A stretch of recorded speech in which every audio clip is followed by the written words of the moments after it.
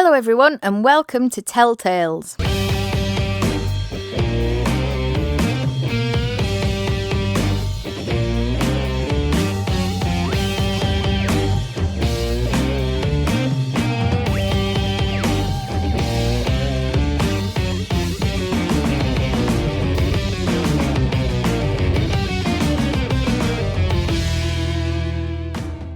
Hi everyone! Hope you're all having a gorgeous summer and enjoying the bit of sunshine that we've been graced with. So for this month's podcast, I wanted to chat about something I'm pretty passionate about, and that's cars. Well, anything that moves in a speedy manner, really. I can't really cover bikes in it so much, as I've only been on a couple, and to be fair, last time was a couple of years ago in Spain. Our lovely friend Dino took me on the back of his bike, and we zoomed up the coast for an ice cream.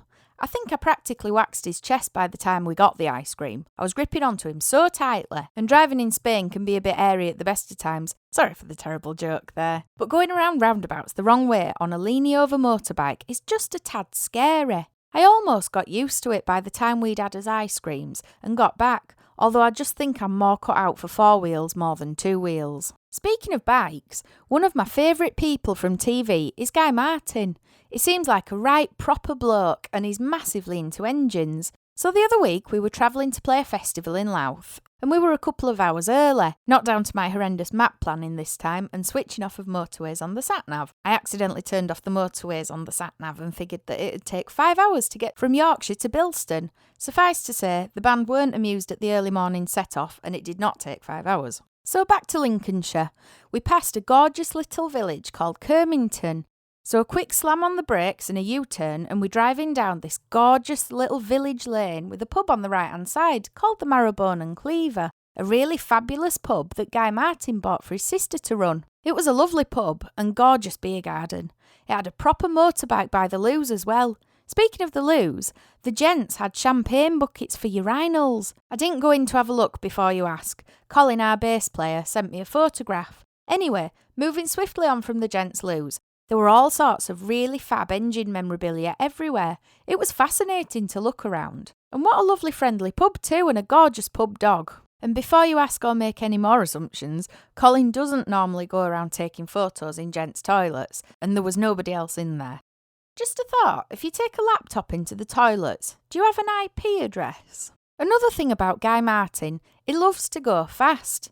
He's just broken the speed record for tractors. It's clocked in at 103.6 miles per hour in a JCB at Elvington Airfield near York. I love going to Elvington. Well, it's the perk of every time I end up trailing round the shopping outlet in York. I pop to Elvington to see if anything's racing round the track there. There have been a few times where there've been track days with gorgeous sports cars zooming around the track. I actually ended up doing a couple of laps in an aerial atom a while back there. That was fun, but slightly embarrassing. So being a bit petite, I couldn't reach the pedals because the seat was fixed. So a few foam cushions later, and I was back racing round the track.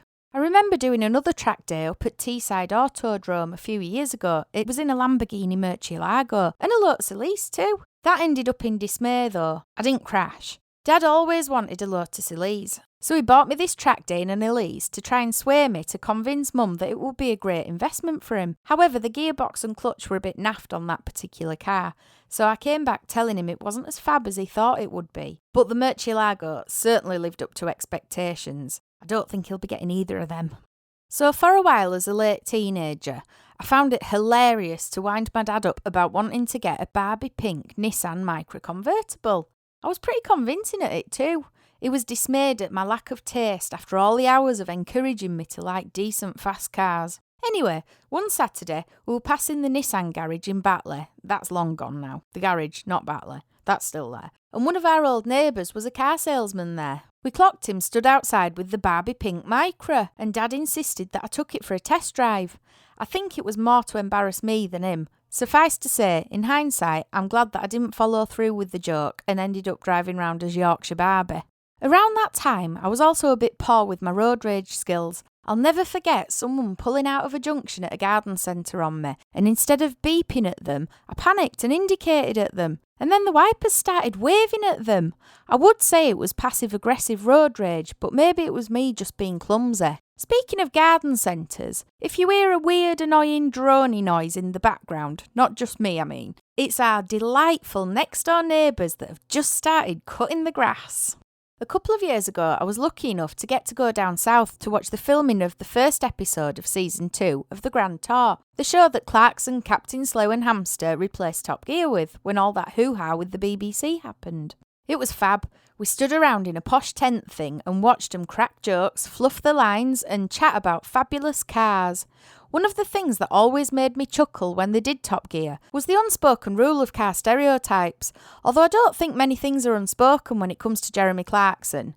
So he came out and pointed out the hilarious stereotypes that apply to a lot of certain car drivers. I'll probably offend a bunch of people now, but technically I'm just quoting what Clarkson pointed out. Audi and BMW drivers, for example. The Top Gear trio likened them to a certain type of poultry.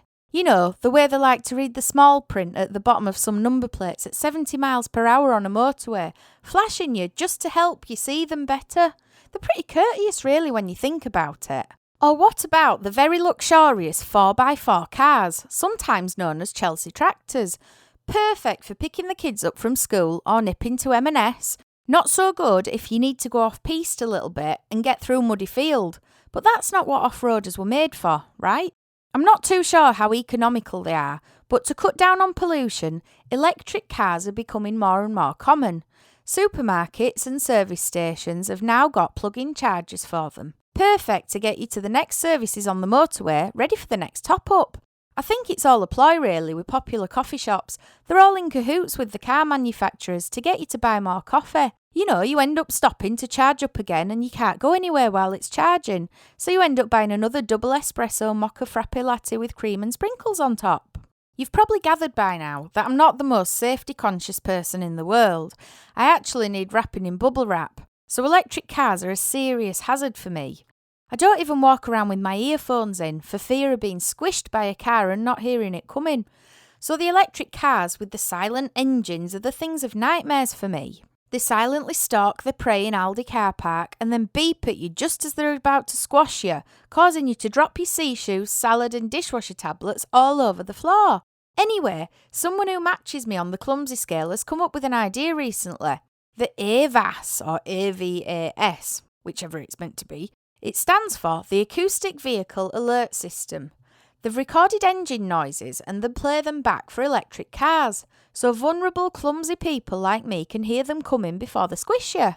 It's going to be compulsory from 2021 that all the manufacturers have these AVAS systems in the cars, and that could be quite humorous really. Will it simply be an engine noise, or will you be able to add your own noise to your car?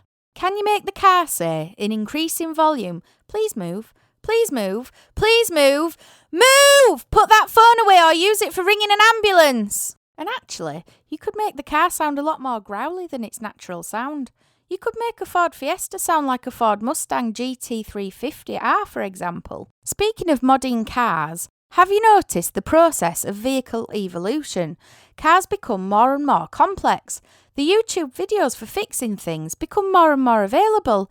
The price of things getting sorted at a garage goes up radically, and the ability to fix things for yourself goes down respectively. Back in the day, things were fixable. Now you need a gizmo that diagnoses it, a computer to sort it out, a whole garage full of tools and metal contraptions, hands the size of a 4-year-old and a brain the size of Google, and the patience of a saint. Most things are on YouTube and look so easy when they're showing you what to do. When it comes down to it, it's just never that simple. The screws are in the wrong place or the wires are in a really awkward position. Example, changing a light bulb. You need a PhD and a certificate from Mensa.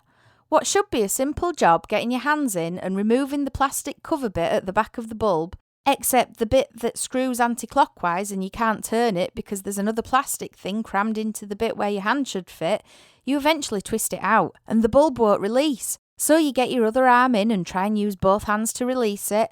A swift shoulder dislocation akin to that bendy bloke on the episode of X-Files later, and you've not only got the bulb out, you've pulled one of the wires off too. So you get your soldering iron out, manage to stick the wire back on, shove the replacement bulb in and then do the whole debacle in reverse to put the thing back together. You keep your fingers crossed as you tentatively switch the headlights on, hoping that it all works.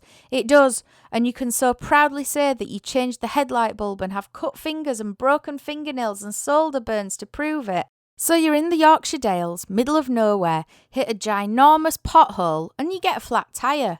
You feel confident about changing it because you hark back to that school trip to Eureka in Halifax as a 7-year-old, where they taught you how to change a tyre.